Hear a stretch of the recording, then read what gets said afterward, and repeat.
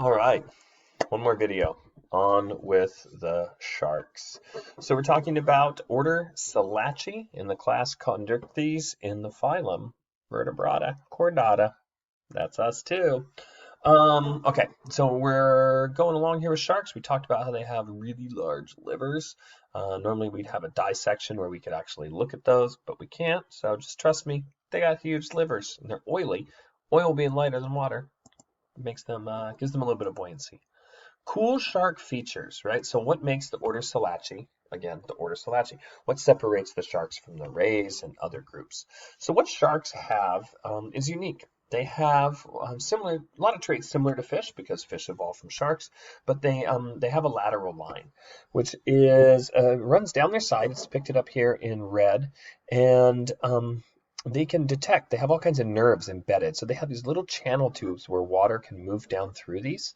And then they have these little neuromasts, which are basically bundles of nerves that have specific functions and can pick up things. They can detect sound, they can detect vibrations, they can even detect certain chemicals and things like that as well in the water. So it lets them feel in a three-dimensional world. Now we have sight and sound, and with sound we can kind of tell where things are coming from around us. But in water, it's a very different medium. So oftentimes it's cloudy and you can't see. And sound really doesn't travel very well in water. But what does is vibrations and even electrical fields. And sharks can pick all of this up with their lateral line and then go, whoa, it's back behind me, or it's to the right, it's to the left. They have a great sense of smell as well. So, and we'll talk about their nares in just a second, but they can detect blood up to half a kilometer, so 1,500 feet away. That's quite a ways away, 5 football fields. They can sense blood in the water. Again, water is often cloudy, especially in areas with high productivity, low visibility. So you're going to need some other senses there. Now, in their snout, if you look at their nose, right, so you can see kind of here, they have this lateral line, but then all around their head, they have really tight bundles of all of these little nerves that are embedded in there. And this is where they can pick up and really hone in on where things are, how far away they are, how many there are, all kinds of things like that. So again, schools of fish moving in the water will put off a different vibrations and different electrical field than maybe, a larger group of, let's say, tuna or something like that might be different from sardines, or a sea lion would put off a different vibe. Electrical vibe, than a school of fish would. And a surfer kicking on the surface of the water might, again, put off the vibrations and the movement of a wounded animal because they're not looking with their eyes, they're just sensing. Okay. Oh, and some sharks do have to constantly move due to a complete lack of buoyancy. So even though they have those livers that keep them buoyant, it's not enough to really make them super floaty. These are pretty big animals and they will sink if they're not moving. Okay. Sharks and us. So a few fun facts for you, or not so fun facts for you. Our perception of sharks tends to be, that sharks are these big deadly things that are coming after us, sort of like the movie Jaws, great white sharks coming out of the water, with all their teeth fired up. But in reality,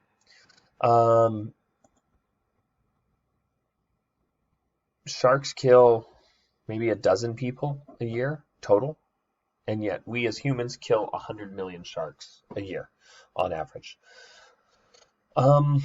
Shark populations globally have declined on average 75%, and in many species as much as 90%. If you take a look at this poster down here, shark species population declined since the 1970s.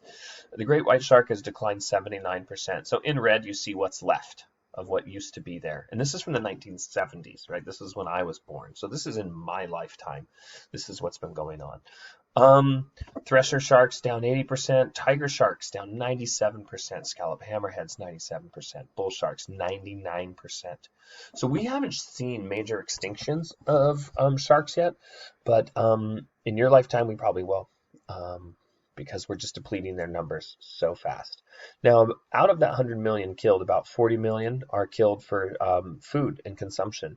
But by food, we're talking shark fin soup, which is a delicacy in Asia.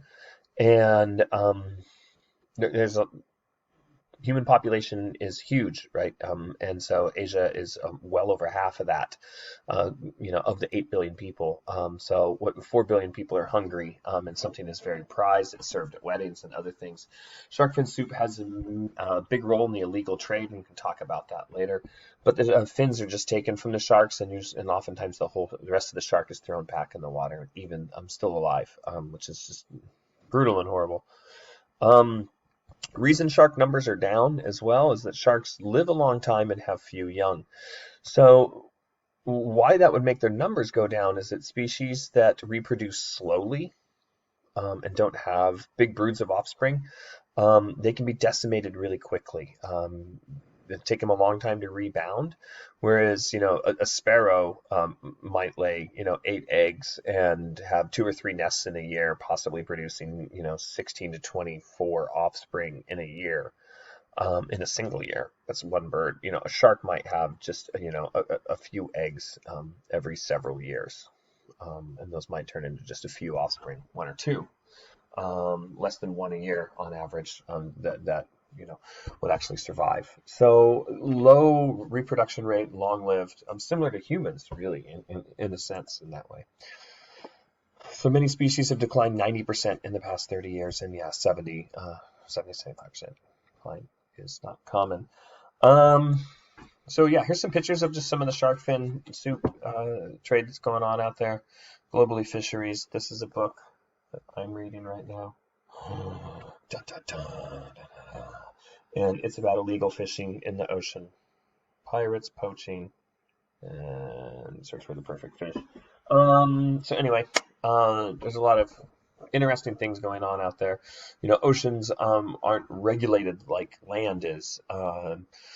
There's not really clear boundaries and clear borders, and they're definitely not respected. And yet, out of 8 billion people, something like 80% of all humans live within 100 miles of a coastline. So 6+ billion people live right on the coast or right near the coast. That's where people live, and the ocean is what we need to eat from, and it's also where we dump all our trash. So we're kind of doing a double duty. We can get into that later.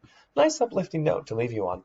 So anyway, I hope that I kind of made sense of the different groups here that we've been talking about today. So today we have really talked about the agnathans and then chondrichthyes. With agnathans, we didn't get down into orders, but with chondrichthyes, we did get down into orders, right? We got into Salaci, and then we jumped also into the other order, Batoidae, as well. Okay, if you have any questions, email me. And use the lecture notes to answer your weekly questions here. Also, there are some embedded links in here that you'll need to go to, and you can just click on them in the document and check those out.